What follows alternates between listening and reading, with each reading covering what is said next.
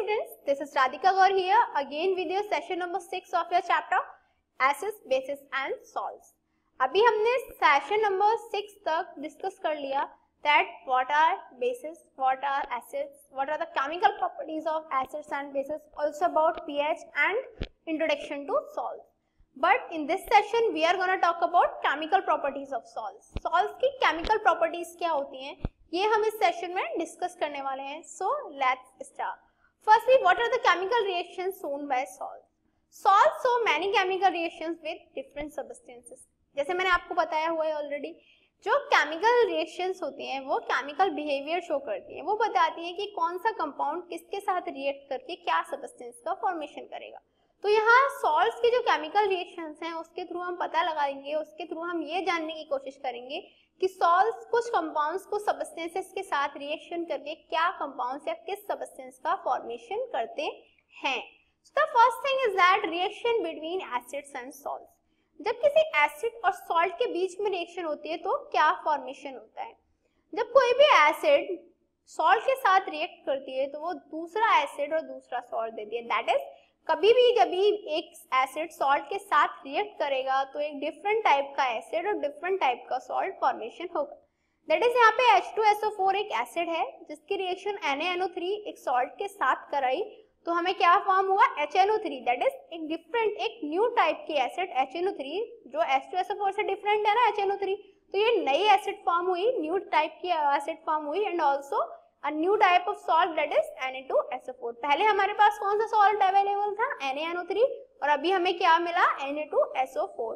तो यहाँ से क्या क्लियर हुआ, जब एक सॉल्ट दूसरे एसिड के साथ दैट इज एक सॉल्ट एसिड के साथ रिएक्शन करता है तो न्यू टाइप्स की एसिड और सॉल्ट का फॉर्मेशन होता है. ठीक है. सेकेंड रिएक्शन आती है reaction between acids and carbonate salts. जो एसिड्स होती हैं और जो कार्बोनेट सॉल्ट्स होती हैं उनके बीच में रिएक्शन कैसे होती है.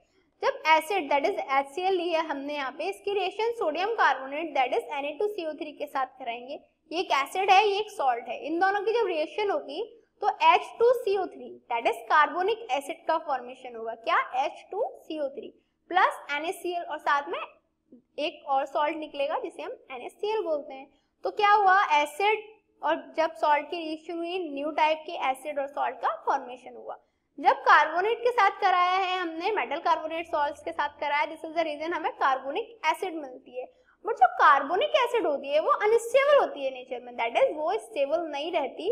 इसीलिए हम क्या कराते हैं, जो कार्बोनिक एसिड है उसका आयोनाइजेशन कराते हैं जो CO2 प्लस H2O में कन्वर्ट हो जाती है. दैट इज हमने H2CO3 का डिकम्पोजिशन कराया और वो किस में कन्वर्ट हो गया, कार्बन डाइऑक्साइड और वाटर में.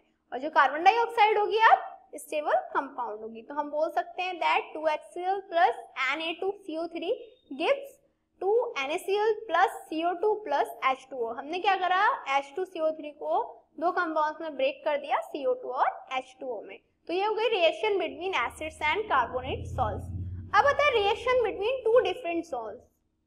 दो डिफरेंट सॉल्ट्स के बीच में जब रिएक्शन कराते हैं तो क्या गेन होता है. Whenever we react to different salts together we got two types of new salts. जब भी हम दो डिफरेंट सॉल्ट्स की रिएक्शन कराते हैं एक साथ तो दो और नए डिफरेंट सॉल्ट्स का फॉर्मेशन होता है. जैसे यहाँ पे देखो हमने NaCl एक सॉल्ट लिया जिसकी रिएक्शन हमने AgNO3 सॉल्ट के साथ कराई. ये दोनों डिफरेंट टाइप के सॉल्ट्स हैं. जब इनकी रिएक्शन कराई तो हमें AgCl गेन हुआ. ठीक है, थर्ड टाइप का सॉल्ट और उसके साथ में NaNO3 गेन हुआ, फोर्थ टाइप का सॉल्ट. दैट इज जब दो डिफरेंट सॉल्ट्स की रिएक्शन कराई तो दो और डिफरेंट टाइप्स के सॉल्ट हमें मिले.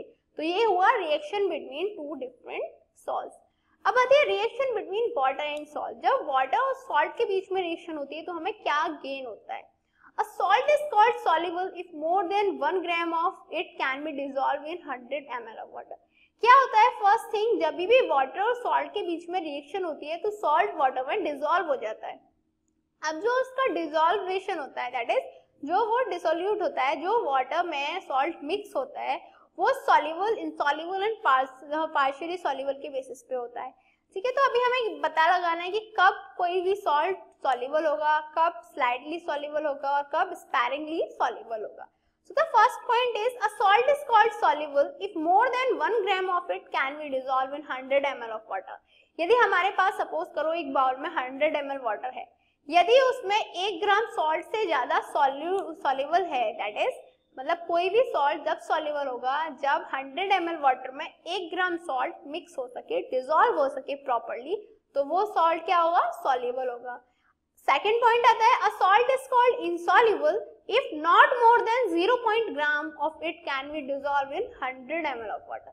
कोई भी सॉल्ट insoluble होगा, insoluble को हम क्या बोल सकते हैं, sparingly soluble होगा जब 0.1 ग्राम से ज्यादा सॉल्ट ऐड ही ना हो सके 100 ml ऑफ वाटर में. ठीक है. थर्ड पॉइंट आता है, a salt is called slightly soluble. कोई भी सॉल्ट है उसे हम slightly soluble कब कहेंगे, if its mass that dissolve in 100 ml of water is in between 0.1 gram to 1.0 gram.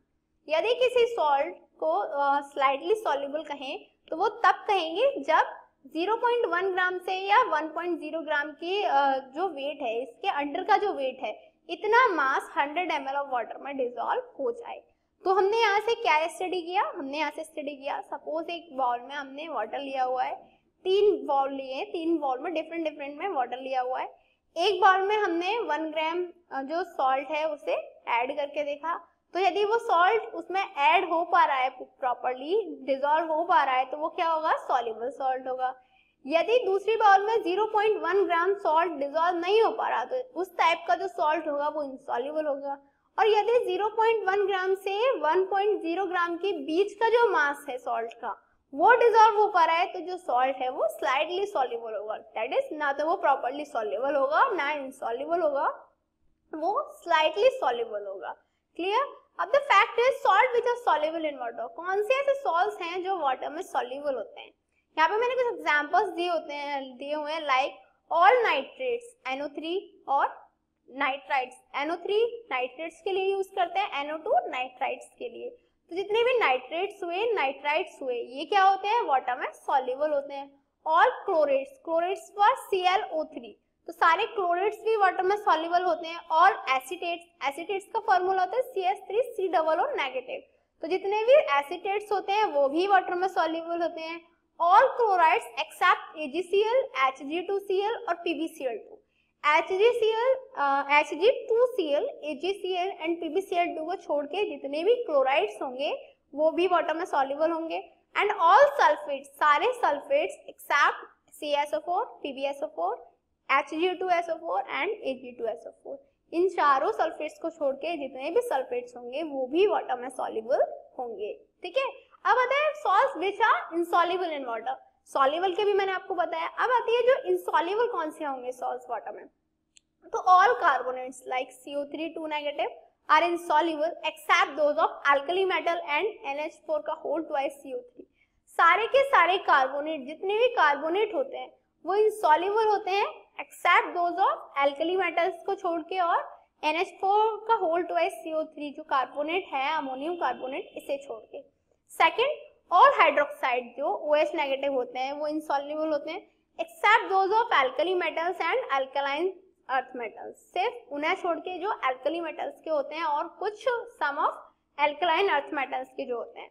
All sulphides are insoluble. जितने भी सल्फाइड्स होते हैं वो भी इनसॉल्युबल होते हैं except those of alkali metals and alkaline earth metals. मतलब जितने भी हमारे पास सल्फाइड्स होंगे वो भी क्या होंगे, इनसॉल्युबल होंगे एक्सेप्ट दोज ऑफ जितने भी हमारे अल्कली मेटल्स के या अल्कलाइन अर्थ मेटल्स के. तो क्लियर हो गया, कार्बोनेट्स, हाइड्रोक्साइड और सल्फाइड सब इनसॉल्युबल होते हैं. बस कुछ को छोड़ के जो अल्कली मेटल्स को बिलोंग करते हैं, कुछ स्पेसिफिक रहते हैं, वो इनसॉल्युबल नहीं होते. अब आता है जो सॉल्ट है, ठीक है, उसका जो एक्वस सॉल्यूशन है उसका नेचर क्या होता है. An aqueous solution of salt of strong acid and strong base is neutral. ठीक है. यहाँ पे हम 3 केसेस पढ़ेंगे, एक न्यूट्रल का, एक एसिडिक का और एक बेसिक का. ठीक है. तो अब हमें यहाँ पे देखना है कि जो हमारा एक्वस सॉल्यूशन है सॉल्ट का, उसका नेचर कैसा होगा. तो इसमें फर्स्ट है an aqueous solution of a salt of strong acid and strong base is neutral. जो एक्वस सॉल्यूशन होता है किसका, स्ट्रॉन्ग एसिड का और स्ट्रॉन्ग बेस का, वो न्यूट्रल सॉल्ट बनाता है. दैट इज जब HCl के रिएक्शन NaOH के साथ करेंगे. अब देखो HCl भी स्ट्रॉन्ग एसिड है हमारा और NaOH स्ट्रॉन्ग बेस है, तो इन दोनों की जब रिएक्शन होगी तो हमें न्यूट्रल सॉल्ट मिलेगा, that is NaCl plus H2O तो लिबरेट होता ही है। तो ये हो गया, जब स्ट्रॉन्ग एसिड और स्ट्रॉन्ग बेस होंगे तो हमें न्यूट्रल गेन होगा, न्यूट्रल सॉल्ट गेन होगा।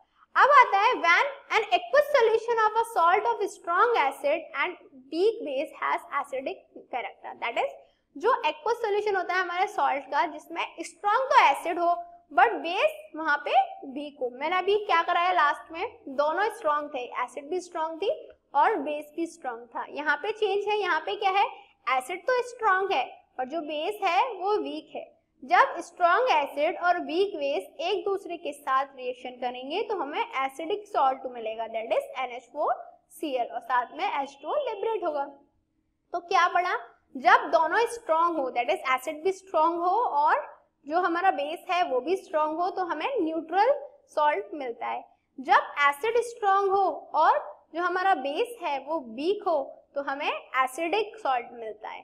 Third is an aqueous solution of a salt of weak acid and strong base has basic character, that is यदि जो हमारा aqueous solution है उसमें weak acid है और strong base है तो जो होगा सॉल्ट उसका कैरेक्टर क्या होगा, बेसिक होगा। जैसे CH3COOH, ये क्या हुआ, एक वीक एसिड हुई, साथ में NaOH, ये एक स्ट्रॉन्ग बेस होता है।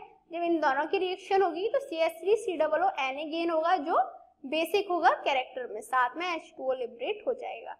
तो हमने क्या देखा यहाँ पे, जब एक्वस सॉल्यूशन लें और वहां पे यदि हम स्ट्रॉन्ग एसिड स्ट्रॉन्ग बेस की रिएक्शन कराएं तो न्यूट्रल सॉल्ट मिलता है।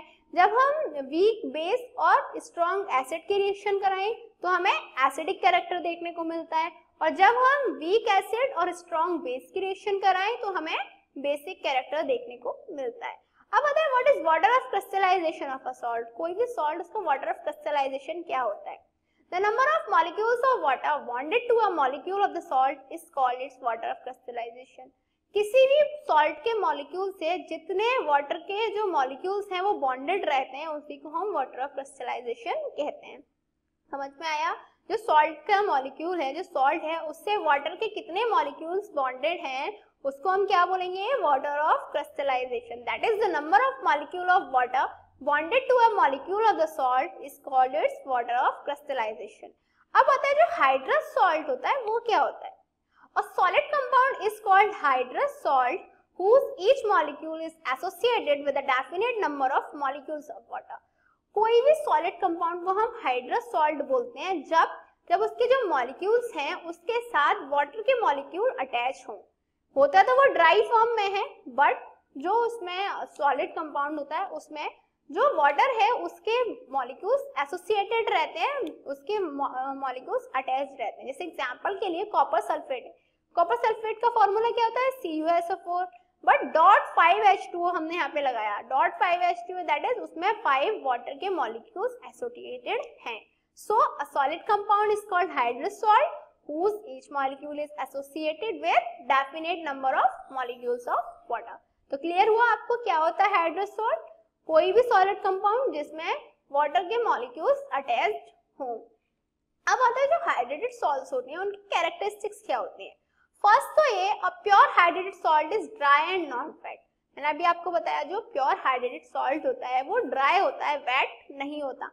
Second, when a hydrated salt is heated its water of crystallization gets removed. कभी भी यदि हम हाइड्रेटेड सॉल्ट को हीट करेंगे तो जो उसका वाटर ऑफ क्रिस्टलाइजेशन क्या, जो उसमें एक्स्ट्रा जो H2O मॉलिक्यूल्स अटैच्ड थे गेट्स रिमूव, वो रिमूव हो जाएंगे and anhydrous salt is form. और फिर क्या होता है कि एनहाइड्रस सॉल्ट फॉर्म हो जाता है। तो एनहाइड्रस सॉल्ट क्या होता है, एनहाइड्रस सॉल्ट हमें जब गेन होता है जब हाइड्रेटेड सॉल्ट को हीट करते हैं और उसके वाटर ऑफ क्रिस्टलाइजेशन रिमूव हो जाते हैं। So it's a time for challenging question mark. What is hydrolysis, hydrolysis क्या होता है, you have to explain that and your times start now. 1 2 3 4 5 time's up. So have you answered this question in your mind? Let's check out. Simply, the reaction of a salt with water to form an acidic or basic solution is called hydrolysis of water. क्या होता है hydrolysis of water? जो salt है उसकी reaction करते हैं हम water के साथ। जब सॉल्ट के रिएक्शन वाटर के साथ करेंगे तो क्या फॉर्म होगा, एक सॉल्यूशन मिलेगा, वो या तो एसिडिक हो सकता है या बेसिक हो सकता है। तो इसी जो प्रोसेस को क्या बोलते हैं, हाइड्रोलिसिस। तो हाइड्रोलिसिस क्या हुआ, सॉल्ट में वाटर ऐड करने का जो प्रोसेस होता है उसी को हम हाइड्रोलिसिस बोलते हैं। सो क्या हुआ, hydrolysis, the reaction of a salt with water to form an acidic और a basic solution is called hydrolysis of salt. So what did we learn today, हमने क्या पढ़ा आज, हमने केमिकल रिएक्शंस पढ़ी सॉल्ट की, साथ में हमने क्या पढ़ा, हमने पढ़ा जो सॉल्ट है वो कैसे किसके साथ रिएक्ट करता है, क्या जो सॉल्ट है वो हाइड्रेटेड कब होता है, वाटर ऑफ क्रिस्टलाइजेशन क्या होता है, और many things related to salts. In next session we are going to discuss more about this chapter. Till then, good luck.